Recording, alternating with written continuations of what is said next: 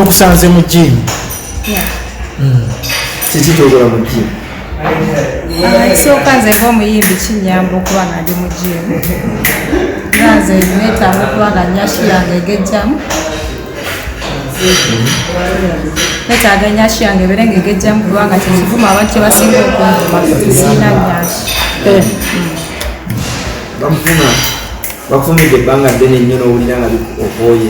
Kuva we natandika oyimba banvuma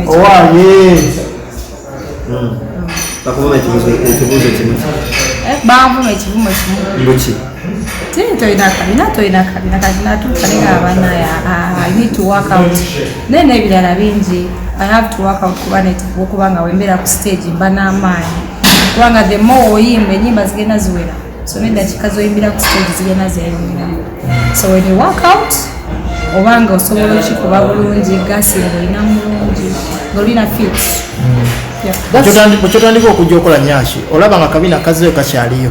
Kabina kazimu temukalabe kabina kagenda kajja kati abawagizi genda nokiwulira kubanga kati Nyash is becoming bigger. Ekitegeeza ebadde bikulumanga. Kati banamanya kye bavuma nga tebakirabe kati nga Nyash yeyongera kalina tokalina kaze katandika okujja tokalina bujo nange era kimanyi. That is your nature. Noko bakuvuma ku stage. That is your nature. Bakuvuma ku stage. How do you feel? Of course I feel bad. Kati I'm working out. Adamu okunvuma nojja kumpulira banga kati amaanyi gegenda gawena. Abasinga babugula. Abobina? Yes. Njagala kali original. So bango yimba kabina ne kagwa. Wanje? So zanikola kabina kalina ki? Kanajira mu bbanga ki? Kajja mumpemu omwezi gumu. Naye naawe okalabe katandise okujja. Lwaki togula buguzi lumu? Etumanya nti Jowy Landa yatagala Nyash. Kati kakula ekintu kimu ina mukwano gwange yagula akabina. Soka akabina ako tekoozeka. Olina bbanga olina obubina bungi. Nokokameka. Sino gwa bbeeyi oba bwagumu kitundu kisoboka. Manyine bbeeyi. Kuba mukwano gwange akayina.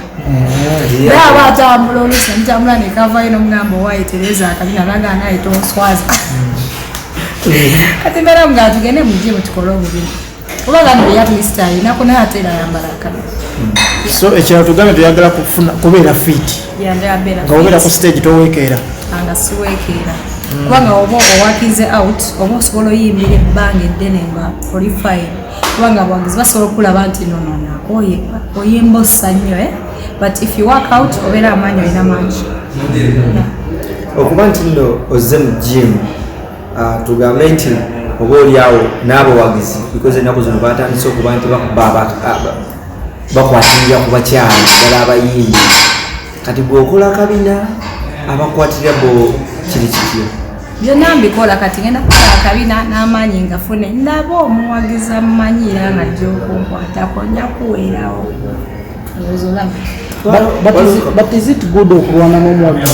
Kisinzira lwaba kisussa nga beetaaga osomesebwa essomo kyekituufu because si kintu kya buvunaanyizibwa tandika kwatirira muntu twakulaba yali 40 omuwagizi we yakola nawe nowekyanga kyanga n'osuulawo microphone mugusudde muze kiki ebyaddala nali ku tuwa ya Palaso nali ndi mu kuyimba omuwagizi najja n'2,000 ze wazimpa wazizayo ayambadde niigi nane ngamba kale owaayi kanzikirize 2 z'omusajja naye nga azimpa tazimpa manyimbawe nti omwana nankwata ewantu ewakyanga yakwatawo wabi nnyo we yakwata lwasinga obubi so nawulira nnyo ennaku kyannoma because ze siinaamu maanyi babi mukazi wata I just put down the microphone ne backstage kubanga nawulira nga sikyasobola nayimbira nebino tebite kaliya zammwe okuba nti no musulawo obusuuzi nga toyogedde na kigambo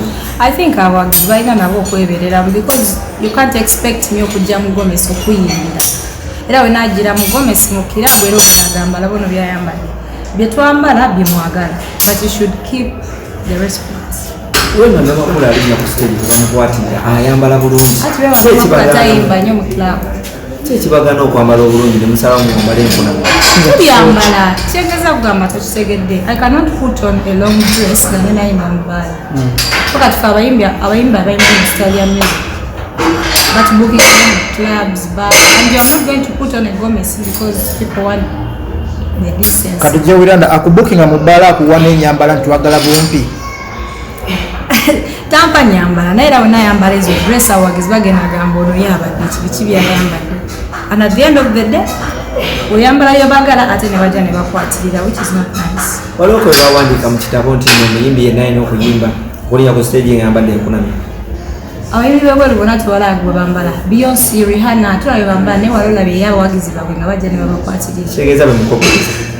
Temulina of course abayimbi b'amaanyi era tubapikingako eliif. Just abawagizi baffe just bonga mbu tebalinamu respect. Baagala kuva ku nnono za Uganda.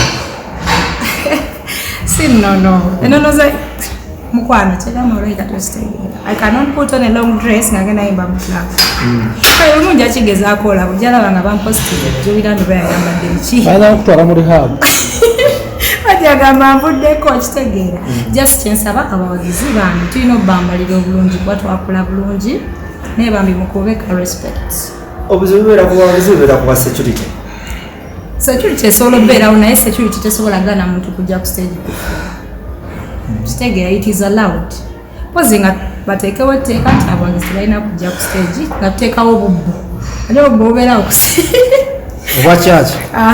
Ng'oyagala ofuuwa okomaawo naye like abantu abaleka ojja n'ofuuwa omuyimbi kubanga sometimes oyitayo omuntu n'omugamba ajja akuyimbireko. Winnie Nwagi ye yakuba mu microphone gyetubamu. Ati ffenna tulina personality za njawulo ne nature zaffe za njawulo. Naye ate nange bw'okisusse ne of course kiba tekiggwa. Kituufu kyakola. Sebane kituufu naye personality ye. Kati nange ng'omuntu waliwo omuntu wasobola okunyiiza wallahi ng'asitanamu oba siraapu oba ki something like that. Ng'akutuusa like ye ku ye ya feeling anti omuntu amunyiiziza. Don't you think Yamujako is too much? Because he's a female artist now oli mukyala. I don't want to think for her because I'm sure mami tadani mubuuza ebibuuzo bye n'abaddamu lwaki yakikola naye yo personality ye. But me as Jowy Landa ekintu bwekito nange bwe kintuukako kisinzira mubi gy'oba olimu saawe. Okukola ojoininga Alojja musically n'okutandika okukwatako.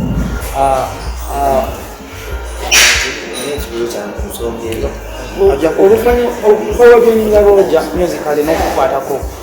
Musically atya so and what is additional value? Roger's really done well. Twatandika okukola naye last year naye so far I have almost 4 hits.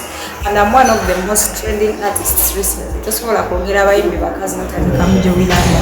So kinzizaamu amaanyi manager akola bulungi ate nayimba tugenda bakuzaamu video mwagirabye ya Rolex y'amaanyi. Abakyala bali sooka tuwe ku namba. Ng'ogwa ku namba yakumeka mu bakyala. Ndi awo top 5. Ani asooka okutuusa? Njaboogera sinamanya namba we ngwatuufu naye nga ndi awo. Ate nga ndeeta ngenda nyamuka bweti elevate. Ekibuuzo kyange kweri ensonga kibadde nti amuyimbira buli wamu. Oba oli amuyimbira abantu abatategeera, abanywi ba bbiya, abatamiivu. Kino mugenda kukyewala mutya okuba nti abatamiivu bwe twandirowoozeza nti batamiivu ate nga the same time bafaani bammwe naayagala okujja okukwatako. Alina kuwerejesitalinga akuweereza ebbaluwa nti ngenda kukwata wano. No, kyendowooza kubanga era mu bbaala batundayo mwenge. Abantu abageze kuba pate na kutamiira. By the time omuyimbi bagenda okuteeka ku stage ng'abantu bayiseeko dda ekituufu. So you cannot control them. Naye just kyensaba abategesi ba shows bonna oba ebivulu bateekawo security. Security yeyongere ng'omuntu ajja ku stage. Bwe baba balangirirewo tetwagala muntu akwatirira muyimbi. So ngendo ki muyimbi agenda okujja ku stage nga already security eri tight. Jowy, otunuulira fan base mwabadde appetizinga ogamba ne fashionista oba designer nonyezaayo akanalaga ku magulu even otunuulira video zo eya Rolex era walaza ku magulu kati fulani kyalabe mu video next stage era wokoze lwaki olowooza taakemyebwe okukwata? Of course, simenya abafaani keme baba they should keep their respect. Kubanga embanzi z'oku entertaining just listen. sina kuyita kwata just stay where you are tojja era nsaba security eyongere banayinza aliddamu nankwatako ku luno I'm working out wafunye okufaani ajja backstage nagamba joyinze twagala personally baje bajja yina kamwa tomanya abamu tobola abayimbi tukyusanye enamba obuuza omwana najja nagamba nze nina abafaani nakwegomba ddanga kakuba kokomanjamu tobola ndooza n'abayimbi oba tetufumbirwa kubanga choices ziba mpitirivu sinafuna musajja naye bangi baneeba lisiti efuluma ey'abakyala abayimbi okuba n'abasajja abangi gyolira loliwako musajja kigwe nina agamba sina basajja bansibako obusibi basajja naye nga bakolaki wallahi babansibako bakutekako ne bayimbi banno nate munaye ekirungi abayimbi bebansibako bakabi bakutekako gurunedi gurunedi wakabi bwe bakusibako omuntu nga si wakabi n'omulindaku bali bakusibyeko nga si wakabi bonna bakabi bebansibako so kizaamu ange basibako n'owulira nga banayonzisa kapere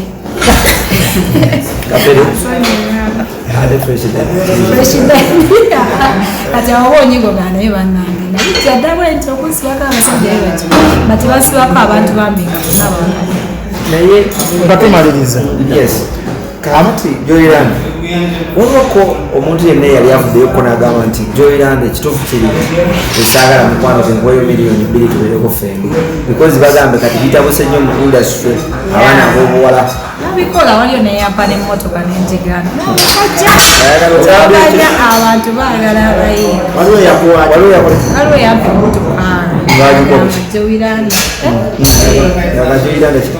biri byennyini wagizaayo abaana bajja naganiramu miliyoni za 6 olabana but me as a person I respect myself so sinabikiriza yali market nani ndati owa emijimu muno singa kunyumirwa kola kyuma ki kiri aliwo ekyuma ekikola akabina bannange ngenda kukola Nyash kino kyosembyeyo okubeerako ekyensembeeyo kikola Nyash bulungi bwe okikola obolanga akabina kajja katera baleeta markets kati akabina bwe kajja baleeta kibuteeke